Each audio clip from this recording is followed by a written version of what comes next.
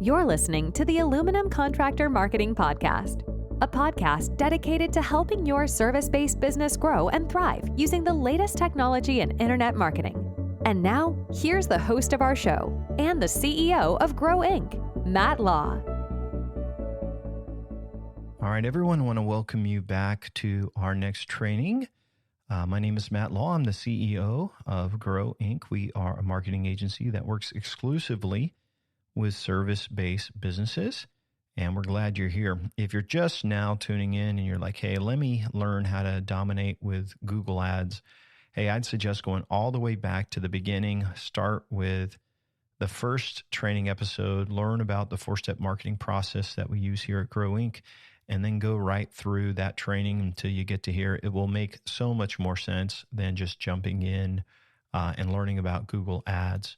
So in this episode, we are basically going to help you figure out how you can dominate Google Ads.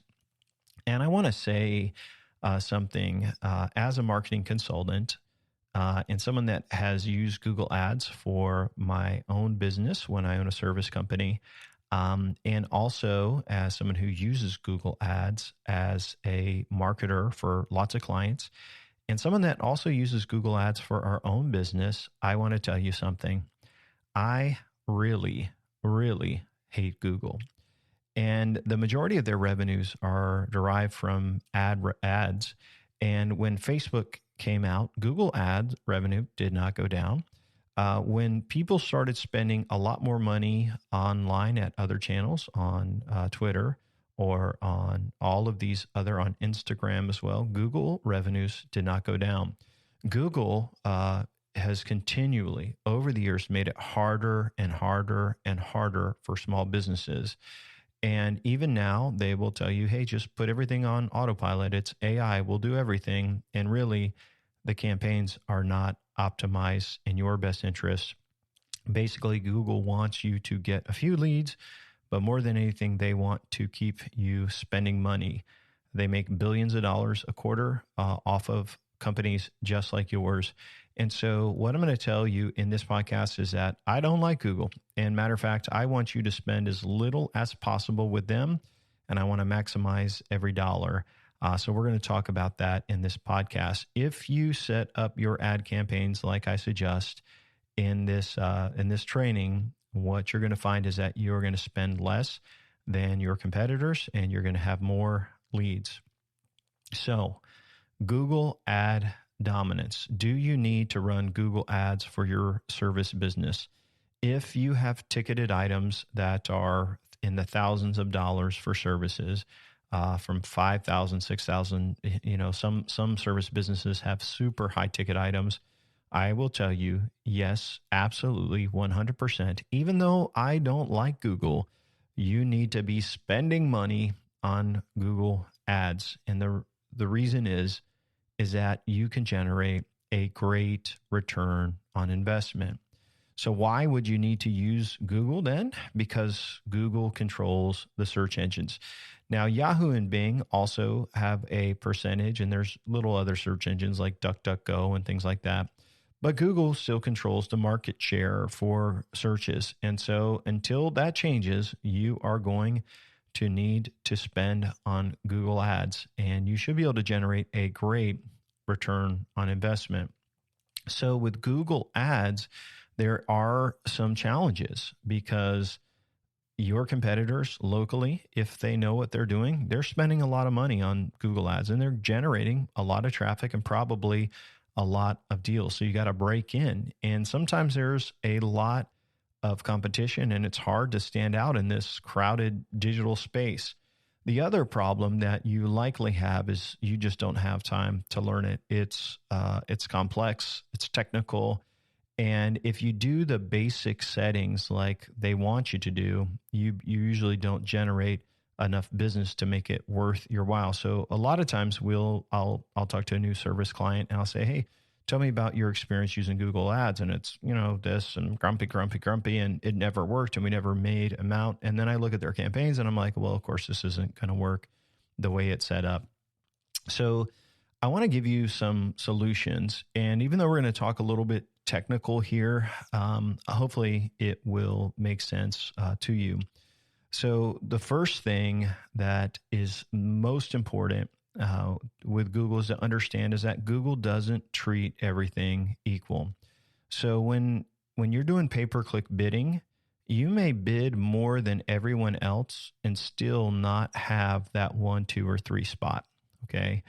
And just because you're spending more per click doesn't mean you're getting the top ranking spot. So it's not a fair auction. So Google looks at a couple of things, and this is all based, what they do basically is they give each keyword you use a quality score. And so what they are looking at is your keywords. Okay. So say you have a keyword for your main service. They are looking at your ad content and they're like, hey, how closely does this ad content connect to what the keyword? And so say, for example, you set up a campaign for service 1, but your ad doesn't mention service 1. It doesn't have that service in there. And let's use an electrical contracting company. And so maybe you are trying to get more commercial clients and you're like, hey, the keyword is commercial electricians. And then your ad says residential electricians. So your ad and your keywords, they need to match. So that means you need to tighten up your grouping to all your different services and make a campaign and an ad group for each service. The other thing that really matters to a high quality score is that the landing page that you direct people to should match what it's about. And so, like I said, when we were talking about website development, you probably only have about 7 pages on your site. But for every main service that you have, you need to have a landing page. And so if you say, example, for a roofing contractor, they may have tile roofing, they may have metal roofing, they may have asphalt roofing, they may have something for skylights. They're going to have basically whatever they're going to be searching for and looking for on Google. They're going to make a dedicated landing page. Now, the dedicated landing page can be used on the same template. So it doesn't have to take a lot of time, but it needs to have a unique H1. And what we normally do is we'll do SEO on those pages and get them to rank organically, but then we'll also drive traffic to them through pay-per-click. And this is what you need to understand is you can spend probably half of what you're spending if you develop strong campaigns with a high quality score. So if you're spending $5 a click like right now, if you improve your landing pages, your ad, and make sure everything is tight, you could be spending only $2 per click. Now, with that's significantly less, and so your ads are going to run longer, you're going to get more clicks, you're going to get more visitors, and you're going to get more leads. And so Google Ads is always changing, and that's just part of it. But they are looking for you to serve the absolute best ad and the best experience to their customers. Because if you do a bad job as an advertiser, it doesn't just reflect on you, it reflects on Google. And if they lose people searching in their search engines, they lose lots of money. So they don't want that to happen. So I want to quickly talk you through some of the different ad campaigns that you can set up, what you should do, and what you should avoid.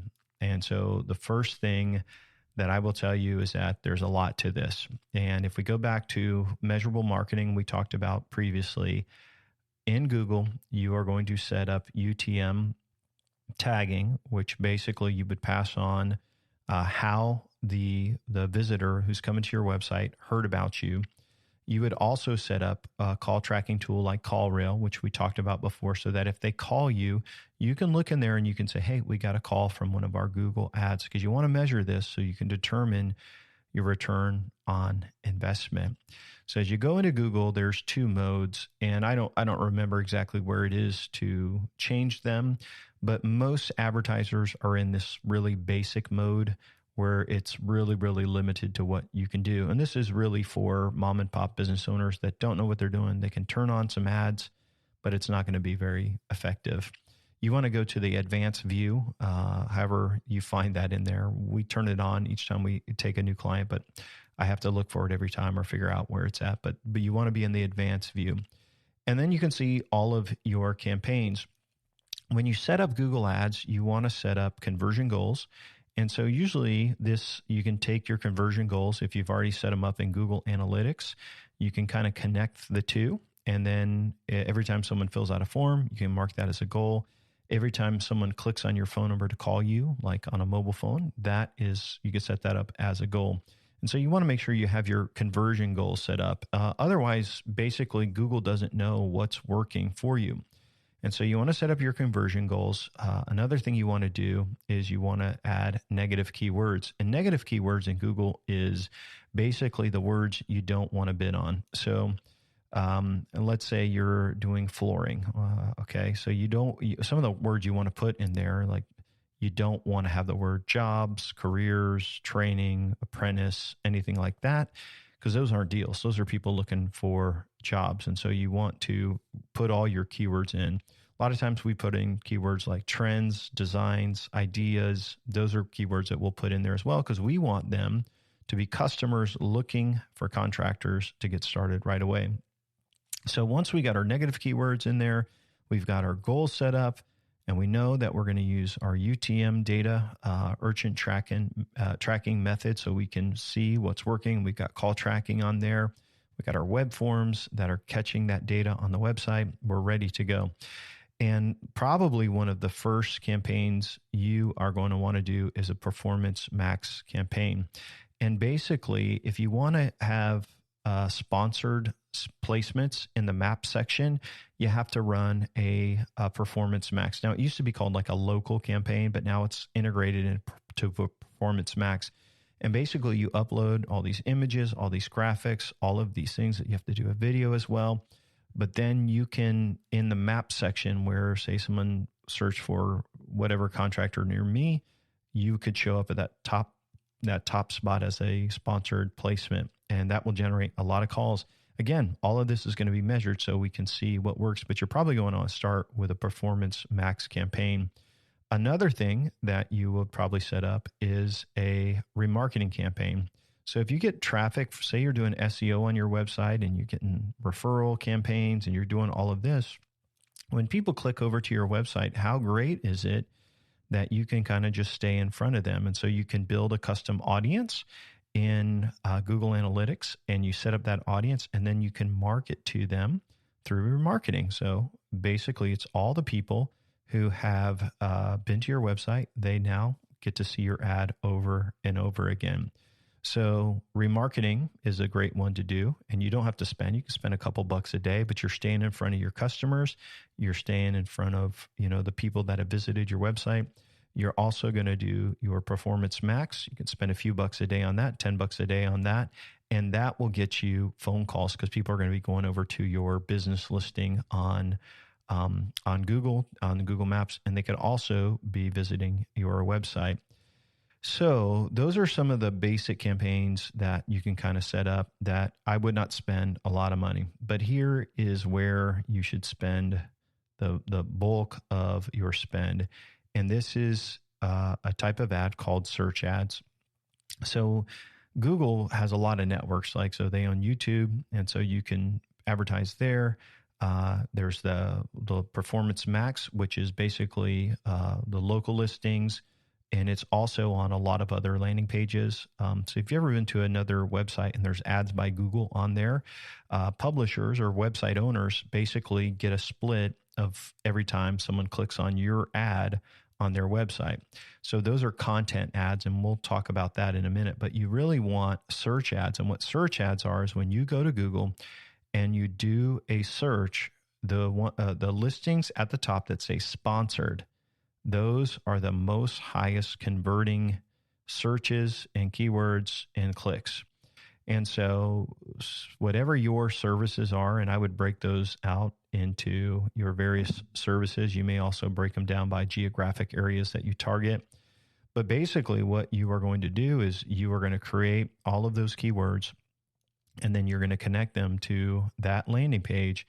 And then you build ads for each ad group so that it's all connected. Remember, whatever keyword that you're looking for, and say it's like DeLand roofing contractor, DeLand plumbing contractor, something like that, DeLand kitchen renovation, could be DeLand septic services. It could be whatever service business you're in.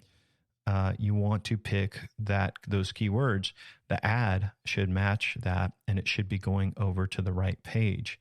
So you got to connect everything. So it does take time to set up, but what's the payoff? I mean, you're going to spend 50% what your competitors are paying. So the setup is a little bit intense.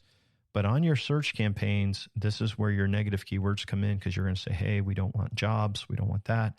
And then basically you turn those on. Now, search ads, if your quality score is not high enough or you're not bidding enough, it will say bid is too low for the ad to show. So you got to raise it. So whenever you kick off a campaign, you usually have to spend more, establish your quality scores, get a high click-through ratio, make sure people are clicking on everything, and then you should be able to measure your return on investment. So when people fill out a form on your website, you'll know if you got a lead. You could say, how did you hear about us? Which you should do, but you can also collect that private UTM data that's passed on in the hidden fields on the form. If someone calls you, if you're using a call tracking tool, you can see, hey, we got a new call from Google Ads, and you can figure out your return on investment. Search ads, imagine if you could generate leads. We have some clients that are generating leads for like $11, $12 a lead. If a job is worth $20,000 and you're only paying $20 a lead, if your closing ratio was 1 in 4, like you're still, you're getting a $20,000 deal for less than $100. So you can get a great return on investment. Content ads, Google will try to say, hey, be on our partners, go on our content network. Sure, you don't want to add this. You got to be very careful with content ads because they usually have a very, very poor return on investment. Now, you can set up audiences like people that are in the market for your service, and that sometimes does well, but you got to really measure it and test it. And so how do you know if any of this works, Matt? You just told me all these campaigns that I have to set up or that you set up for clients. How do I know if any of this works? And it goes back to measuring and leveraging the marketing arsenal, step 3 of our formula. And so because we set up goals on Google, we can see, basically I could look at all of the searches for that month, and I can see that maybe we spent, $500 on all the search. But if I take that data and I look at it over a long period of time, I may see some keywords that we've spent hundreds of dollars on that never have ever generated a call or a lead. And so you know what you do? You pause those or you delete them. And then the good news is all that money will then flow to what is working. So right in Google Ads, you can see what's working and what's not working. At the end of the year too, you can also go in and run a report. You could see all the revenue you generated from the ads. You can see how much you spent. You can kind of perform a return on investment calculation, but you have to set up measurable marketing first. The problem you feel when you're doing marketing with Google, you look at it and you say, gosh, man, I'm spending, $2,000 a month. And right now that may be a lot of money in your head, or $5,000 a month. You may say, oh my gosh, that's a lot of money. But if you're getting a great return on investment on all of your ad spend, you're going to want to spend as much as you can. And so right now I have a lot of clients that they're spending the most they can spend. Now we're still optimizing it, so they're paying less per keyword, but there's just not enough search volume to get them to spend more. And I'm not willing to increase like content marketing, like ads on others' websites, because it just doesn't work. So basically their search campaigns are maxed out. We're measuring it. The ads are in great shape. Everything's on point. And yes, this does take time to manage. It takes time to do. But the good news is once it's set up the right way and you're measuring everything, the tweaks don't take as long. It's really just the setup. So once it's set up and that time-consuming process is done, then it's just small tweaks and just making sure of things that we need to change and kind of go through that. So you're going to be using Google Analytics. You're going to set up goals. That's going to transfer over to Google Ads, and then you're going to adjust those. And then basically you raise your budget up or down. and you figure out what works and the right return on investment. And it's pretty remarkable how instantly you can get traffic. And I find a lot of service businesses we work with, like, so we have two kind of packages. Like our starter package is normally like a web, help them with some USP data and just getting their ads. So a lot of times companies don't even have, they aren't doing anything on Google, and they have a website that's old and doesn't have a form to even be filled out. By just setting those things up and having a website that converts, it's a lot of work still, but companies can generate, twice as many leads as they are in one day by just turning on pay per click. Now, there are other networks like Bing and Yahoo, and what's cool is you can export your Google ads from Google to Bing, have them turned on just like that. So normally you want to set up first with Google, and then you can export and bid less on those smaller networks. But you turn all those on in one day, and boom, you got traffic, you got leads. And there's nothing better than, having a small business that doesn't have any leads, and then they get a lot of clients right away. So it's very satisfying to see. So a couple questions about Google ads, and this is a big one. Like, if you are a small company and you're like, how can I compete with these larger companies on Google? And what I would tell you is make sure it's not based on how big they are. It's based on you following the rules. And so dedicated landing page, tightly knit ads and ad groups on your campaigns, negative keywords, because a lot of the big giants, they want traffic. And look at that data and don't spend on money on what doesn't work. So you really, really got to measure it super tight. Before we worked exclusively with service businesses, I've consulted, all over, and with lots of different types of companies, and just traveling out. And I've met with $10, $20 million companies that don't measure their ads at all. We worked with a company here in Central Florida, and they were spending $50,000 a month on Google ads. And a lot of it was in other countries. People would visit the site and be on the page for like 1 second. I said, y'all need to cut all of this money out. You got probably $30,000 of waste. We reallocated that money. Now, we actually just cut a lot, but their spend was about from 50 to 20,000. And then what ended up happening is they generated more leads by spending less, by improving their campaign. So you have to follow Google's rules. So another question people ask me, and they act like it's not, and I like, this is like Google's, let me just tell you the question. Are Google ads effective for all types of service business? Most service business owners believe they shouldn't be spending money on Google. They're going to do some other way. I will tell you, you should be spending money on service business ads if you have a product or a service that's $5,000 or more. And because your competitors are going to eventually too, like they should be. If they listen to this recording, hopefully they would do it, because it's such a great return on investment. And so you should be doing it. Most service businesses should be doing pay-per-click marketing with Google, Yahoo, and Bing. And you can do Facebook. There's other networks as well, but having it set up so you can measure it, number one, and then you just calculate your return on investment. So the question is that I hear a lot is, how do I measure the ROI of Google ads for my service business? So you do this kind of at the end of the year, or maybe at the end of the quarter.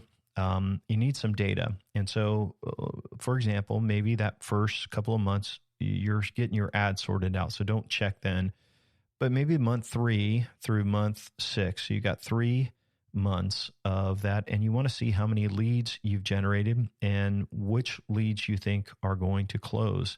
And so maybe you're spending $1,000 a month, you got $3,000, and then you basically add up your profits of the deals that are expected to close. Now, at the end of the year, you could wait, say maybe 3 months, and then you'd have a really, really accurate picture of how much you spent versus how much you received. But every company that we've set up, every service business company we've set up pay-per-click marketing for, because of the high ticket of jobs and how much they profit, oh my gosh, it's crazy not to spend, $20 to get a lead if a job's worth $25,000. It's crazy. So most service businesses should be doing this. And and they should be measuring the ROI. Lastly, how often should we update our Google Ads and our strategies? Once it's set up, if it's set up the right way, it's not very often. But basically, you need to go in and you need to just make sure your quality scores are good. Any suggestions that Google is suggesting, that you consider them. They will try to give you suggestions to spend money. So just a warning on that. You don't want to automatically apply that. But you want to look at it and see what's happening and just try to stay up on it. I've been doing Google Ads for our business since 2004. Like that's 20 years of marketing with Google Ads. And I have seen the campaign and the platform change dramatically. Google is for themselves. And so you have to remember, you have to absolutely do things the right way so that you can save money. I assure you, your competitors are not doing this. So as we kind of wrap up today, just want to remind you, Google Ads is a great way to generate revenues for your service business. It's fast and it's a great way for you to really grow. And as I was sharing before, we have two different types of packages that we have at Grow Inc. One is like we call like a starter package, and it's smaller. And what it does, it focuses on the website and the pay-per-click USPs and creating leads. So it's really like a lead conversion campaign. And it's not like an all-inclusive marketing campaign. So we don't get into local, we don't get into SEO and all those other things, but we try to generate leads right away so that the company can then go to a full 4-step marketing campaign, which is our all-inclusive marketing immersive package where we do all of this stuff for the client. And so it's a good way for them to kind of get started. So if we're doing that in our starter packages, like if pay-per-click is one of the most important things in there, it absolutely should be something that you're doing right now. With that said, and as we wrap up our podcast, I just want to give you a quick reminder. If you haven't already, to request our free resources from Grow Inc. on our website, just go to www.grow. That's GRO.inc/start. There's a 100-page book. It's the 4-step marketing process to growing service businesses. It's exactly what we do. All of the marketing items that we use, website, all of those details is laid out there for you. It's a formula for growth that we use to take and grow service businesses by up to 300-400%. Haven't seen 500%, but I'm not saying it's not possible. It just depends on that, but we've seen some great success. You'll get this book in digital format, so you can read it on your favorite reader. There's a PDF copy. There's an audio copy that you can actually have it played to you while you're driving down the road from appointment to appointment. And there's also a checklist of all the tools that we use and suggest, and a do-it-yourself marketing plan checklist as well. So there's some great resources. We give it away free to prospects. And another thing you may be curious about, well, like why do that? Why help? Well, not everyone we can take on as a client. And I don't mean that like we're better, but just sometimes people are just starting out and they just don't have the capital, and we can help them get a little bit better. And then maybe one day they'll reach out to us. And the other thing is that if we can really educate a client, so a big part of our business model is we partner. And we don't want to partner with someone who doesn't buy into the vision of what their business should look like and be like. And so by educating everybody and sharing this information openly, it allows us to find the right people. So we don't have to sell them or high pressure them. They're like, hey, I'm ready to go. I buy in. And it makes it that much more easy for us to work with a client. So that's another reason we share this. So in our next episode, quick preview, if you will, we're going to be talking about yard signs. We're going to be talking about getting referrals, and we're going to be talking about boosting reviews. And this is all kind of an automatic system. And so we did talk about viral referrals a couple of trainings ago. But this is a little bit different. This is after a job closes. How do you get lots of referrals? How do you every time, the same time every month. How do you log into Google and see you've got 5 new reviews? I'm gonna walk with you through this in our next episode. So thanks for hanging out with us and learning about AdWords, Google Ads, and we will see you on our next episode. Thanks for listening to the podcast today. We hope you found today's episode helpful and informative. For more information about Grow Inc. and to request our free marketing blueprint ebook and other resources, please visit www.grow.inc. That's GRO.inc. We'll catch you in the next episode.